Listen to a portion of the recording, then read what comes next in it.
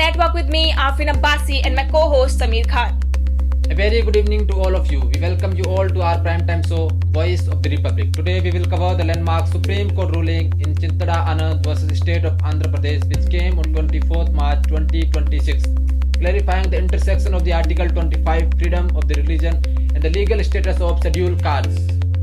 A definitive line has been drawn by the Apex Court on the complex issue of religious conversation and caste identity. In a landmark verdict delivered this week, the Supreme Court has finally cleared the air on very sensitive intersection. Can you hold on to your scheduled caste status after converting to Christianity or Islam? The answer, according to latest verdict, is firm no. The court says the moment you profess a new faith, your scheduled caste identity is effectively eclipsed. The court has termed the two identities mutually exclusive. Our special report explains what this means for the constitutional protection and the right to faith. The case involved a Christian pastor from Andhra Pradesh who sought protection under the SC/ST Prevention of Atrocities Act. The two-judge bench of Justice Prashant Kumar Mishra and N.V. Anjaria, while dismissing an appeal from Andhra Pradesh, held that the bar under the 1950 presidential order is absolute. The court reasoned that since Christianity and Islam are doctrinally caste-free, a person practicing these faiths cannot simultaneously claim protection like SC/ST Atrocities Act. Now Sameer, this wasn't just a theoretical ruling, it involved a pastor from Andhra Pradesh who argued that even after becoming a Christian, he faced discrimination. Exactly. But the Supreme Court has stayed firm on the black letter of the law. They have said that once you profess a new faith, your old caste identity eclipsed. In the eyes of the law, they said his 10 years of service as a pastor was conclusive proof of his conversion. You can't lead a congregation in one faith and claim the legal benefit designed for another. The verdict emphasizes that Article 25 protects your prayers, but it doesn't protect your legal privilege if you exit the Hindu fold.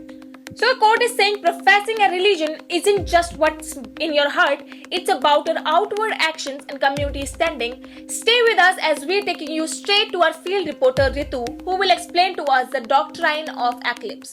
Over to you, Ritu. Thank you, Afrin. While the court's logic rests on the 1950 presidential order which limits SC status to Hindu, Sikh and Buddhist, the real-world impact is found here in the Doctrine of Eclipse. The court clarifies that the caste identity isn't destroyed by conversion, but it is hidden. To bring it back into the light, a person not only reconvert but prove that their original community has accepted them back. It shifts the burden of proof entirely onto the individual, which essentially means it is the community, not just the individual. Thank you very much, Ritu, for such beautiful explanation. Afrin, while a certain section of the people are praising the ruling for prevention of the misuse of the reservation, there is also a major group of people arguing that caste-based discrimination follows you even after conversion. This is a huge setback for those demanding SC status for Dalit, Christians and Muslims. They have been waiting for Balakrishnan Commission for a different answer. Now the legal line is very clear. It gives you the freedom to choose your faith, but that choice comes with the cost of losing state-mandated caste protections.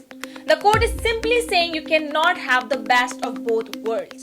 This ruling will surely be registered as a definitive chapter in India's constitutional history while the spiritual door remains open. The legal door on caste benefits have been firmly shut for converts. It is a strict interpretation, but it provides much needed clarity for the lower courts. And surely it will spark more debates in the months to come. We will bringing you to political and public reaction to this judgment in the coming days. Stay tuned and keep watching our primetime